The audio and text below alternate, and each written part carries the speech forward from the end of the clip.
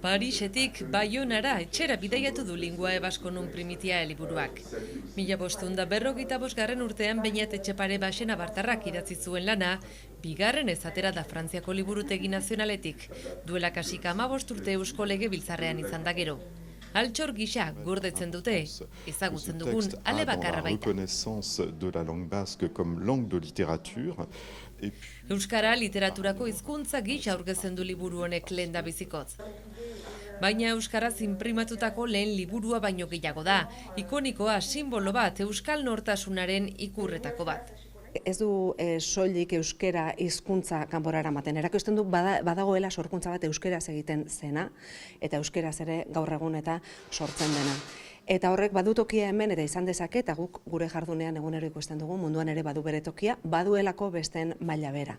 Horregatik da garrantzitsua mezu hau berriz ere azalera ekartzea.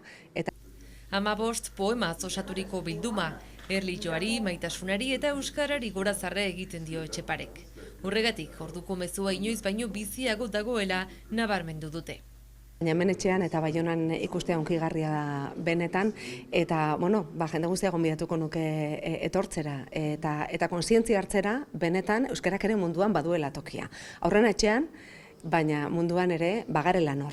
Entzuna dut jendea etorriko dela hori bakarrik ikusteko, zeren aukera guti bada, behar aukera bakarra izanen da ere. Baionako Euskal Museoaren mende hurrenaren kari ekarri dute liburua eta urtarrilaren 11 arte bisitatu ahal izanen da. Baldintzak baina ez dira edonolakoak. Erakusle hoia berezitu batean erakutsi behar da, zeinean kontrolatzen aldugun ezetasuna, temperatura, argia ere. Segurtasuna ere areagotu dute erakusle joan. Frantziako liburutegi nazionalean ere horrelako liburu gehiago badituzte, baita ale bakarra duten obrak. Croisement entre cette rareté symbolique et cette rareté numérique est lui-même quelque chose de rare. Badaude munduan zehar ale bakarra geratzen den liburu gehiago, baina kasu honetan zifrari simbolismo kulturala gehitu behar zaio eta horrek aparteko bilakatzen du zentzu guztietan. Du milieu du XVIIIe siècle, donc de manière sûre. Oraindik ezakite nola eta zergatik iritsi zen liburutegi nazionalera, baina 18. mendean iritsi zela badakigu diote.